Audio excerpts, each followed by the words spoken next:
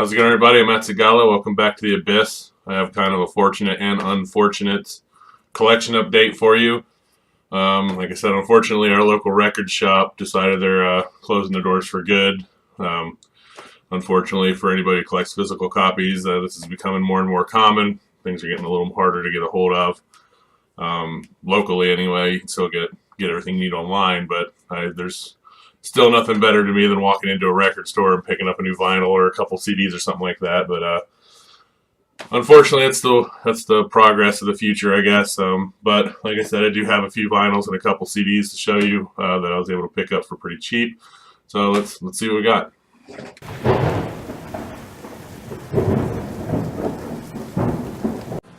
All right, so the first vinyl we're going to take a look at. This is The Crusher by Amon Amarth. Of course, everybody should know who they are by now. Killer melodic death metal with those Viking themes.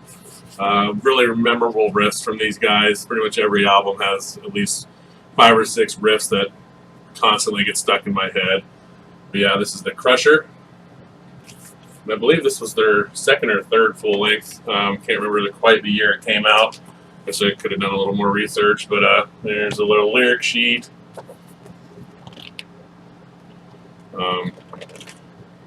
But yeah, killer album. It did come with a poster. It's like a 4-foot poster, so I'm not going to really unfold that on camera, but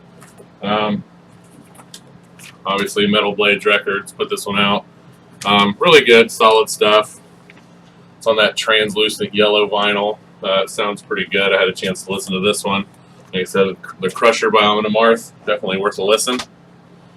And then moving along, their 5th release, Fate of the Norns, another just classic Amon Amarth record.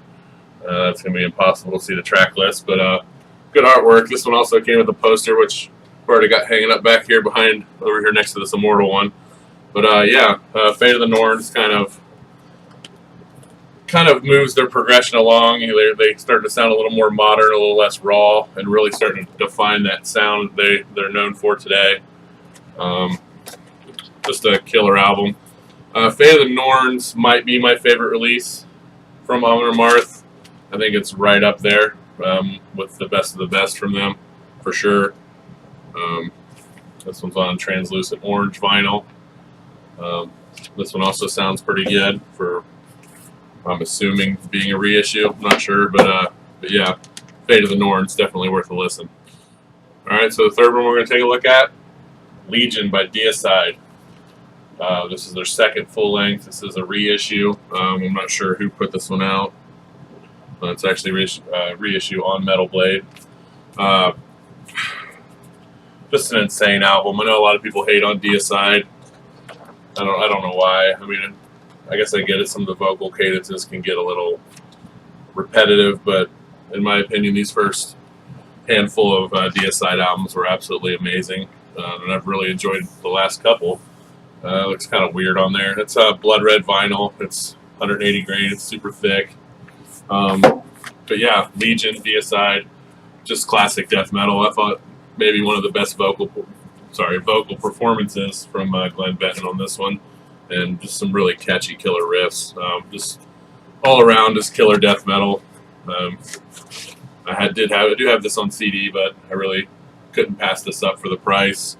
Like I said, I got this one for like $8 since the place was going out of business. But yeah, killer addition to the vinyl collection. Said Legion by Deicide.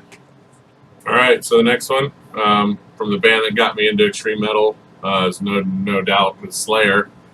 But went ahead and picked up Repentless on vinyl. I do own this on CD as well as digital. I know there's not a lot of love for modern Slayer, but I don't know. I really dig this album. Is it their best?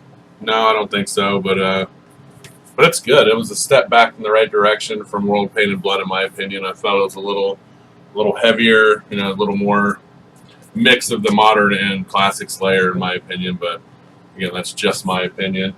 There's the sleeve for the album itself, got all the lyrics on it, and the vinyl is that blood red pressing.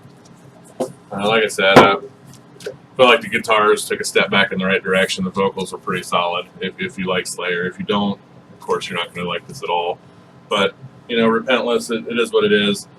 Probably Slayer's final album, I would imagine. But overall, it's pretty solid. And being that Slayer was the band that got me into heavier music, definitely happy to get this in the collection.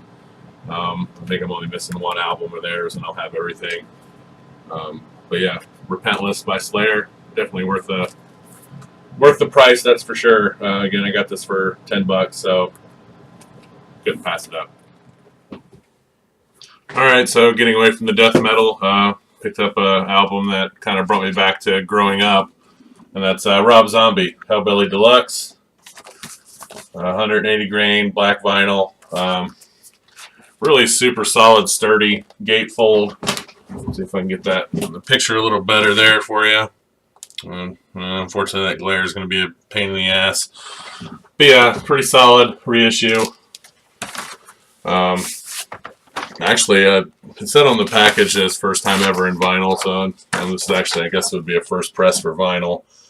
Nice little comic, freak show style ad for each track.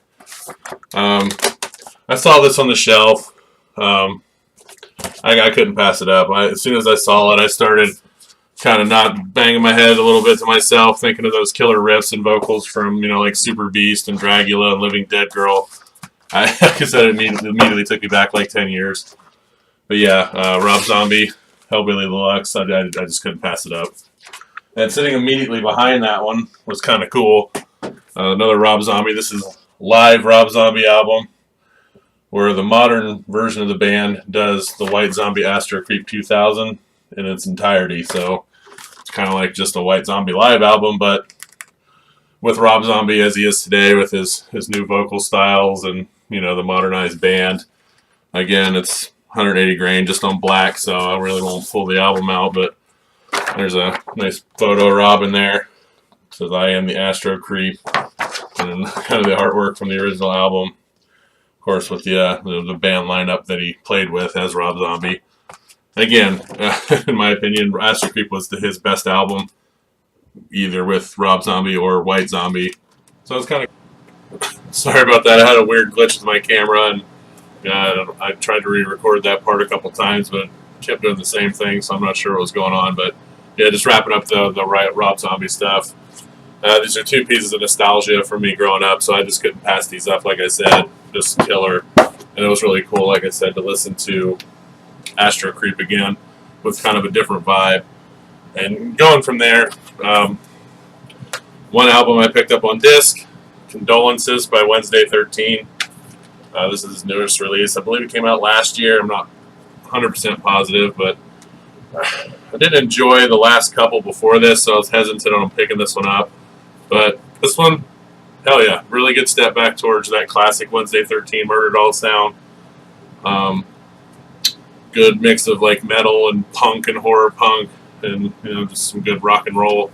Vocals were well done. It was well produced. Yeah, mixed and mastered by Chris Zeus Harris. So I mean, that guy's done a lot of big name records, White Zombie, Rob Zombie, things like that. But yeah, if you like some of his older stuff, maybe give this one a chance. Like I said, I didn't like the two before this, but this one kind of took me back to Transylvania 90210 and Skeletons and that kind of stuff. So yeah, Wednesday 13 Condolences, pretty good pickup. But yeah, that's it for this video. Like I said, unfortunate that the record shop was closing, but I did get my hands on some cool stuff regardless. But yeah, that's it for today. Hails and horns, and we'll see you soon, everybody.